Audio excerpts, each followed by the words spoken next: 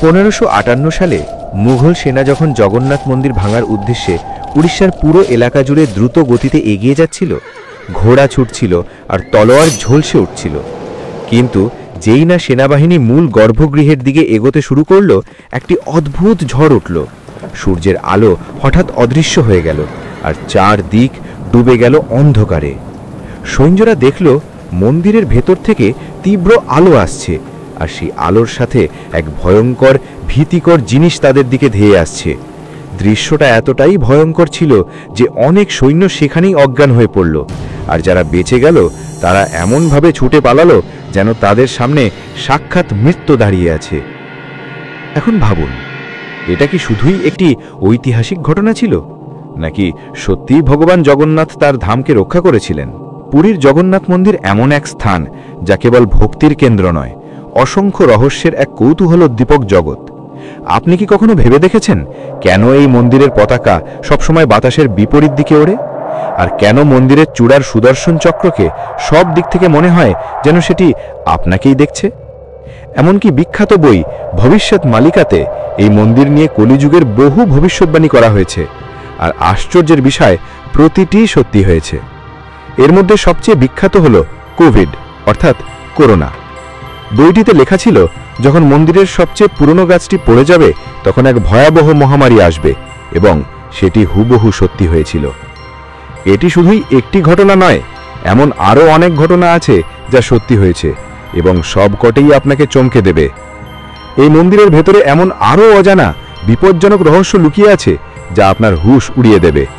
আর সবচেয়ে বড় রহস্য ব্রহ্ম পদার্থের অর্থাৎ শ্রীকৃষ্ণের হৃদয়ের। বিশ্বাস করা হয় এই মন্দিরে শ্রীকৃষ্ণের হৃদয় আজও বিদ্যমান। প্রতি 12 বছর অন্তর সেই হৃদয় পুরনো মূর্তি থেকে বের করে নতুন মূর্তিতে স্থাপন করা হয়, আর এই প্রক্রিয়া অত্যন্ত গোপন, অত্যন্ত বিপজ্জনক। কারণ বলা হয় যদি কেউ শ্রীকৃষ্ণের হৃদয় দেখে ফেলে তাহলে সে সঙ্গে সঙ্গে মারা যায়। বিগত 800 বছর ধরে এই মন্দিরের পতাকা প্রতিদিন পরিবর্তন করা হয়, আর বলা হয় যদি একদিনও পতাকা না পাল্টানো হয় তাহলে মন্দিরটিকে 18 বছরের জন্য বন্ধ রাখতে হবে। যখন ইংরেজরা এসেছিল তারা এই প্রক্রিয়াকে কুসংস্কার ভেবে বন্ধ করতে চেয়েছিল, কিন্তু এরপর যা ঘটেছিল তা জানলে আপনি স্তম্ভিত হয়ে যাবেন। মন্দিরের মূল প্রবেশদ্বারে আছে 22টি সিঁড়ি, কিন্তু এর মধ্যে তৃতীয় সিঁড়িতে পা রাখা কঠোরভাবে নিষিদ্ধ। কেন আর কি ঘটে যদি কেউ সেখানে পা রাখে? তারপর আসে মন্দিরের রান্নাঘর, যেখানে একসাথে 7টি পাত্রে প্রসাদ রান্না হয়, কিন্তু নিচের আগুন থেকেও উপরের হাঁড়িটা আগে সেদ্ধ হয়ে যায়। মন্দিরের এই রান্নাঘর যেন বিজ্ঞানের নিয়মকেও চ্যালেঞ্জ জানায়।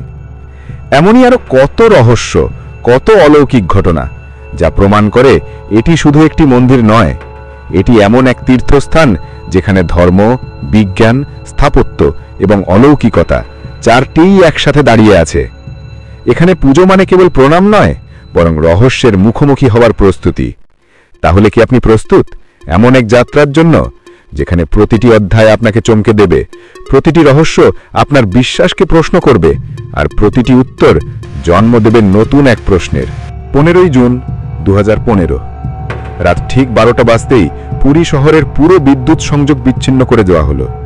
এটি কোনো সাধারণ বিদ্যুৎ বিভ্রাট ছিল না, এর কারণ ছিল মন্দিরের গর্ভগৃহে ঘটে চলা এক অদ্ভুত পবিত্র আচার।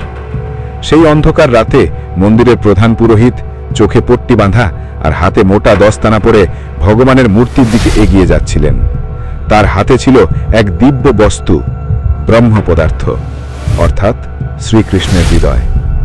12 বছর পর আবার সেই প্রক্রিয়া শুরু হয়েছিল, পুরনো মূর্তি থেকে হৃদয় বের করে নতুন মূর্তিতে স্থাপন করা। ভগবানের শরীর বদলায় কিন্তু আত্মা অপরিবর্তিত থাকে। বিশ্বাস করা হয় এটি পৃথিবীর একমাত্র মন্দির যেখানে ভগবান আজও জীবিত রূপে বিরাজমান। যখন তার শরীর পুরনো হয়ে যায় তখন নতুন দেহে নতুন মূর্তিতে পুনর্জন্ম নেন তিনি। আর সেই ব্রহ্মতত্ত্ব আজ অবধি কেউ দেখতে পারেনি, কারণ যিনি দেখেছেন তিনি জীবিত থাকেননি। নবকলবরের রাতে পুরনো মূর্তি থেকে ব্রহ্মতত্ত্ব বের করে নতুন মূর্তিতে রাখা হয়। তখন পুরী শহরে যেন কারফিউ নেমে আসে, মন্দির অন্ধকারে ঢেকে যায়।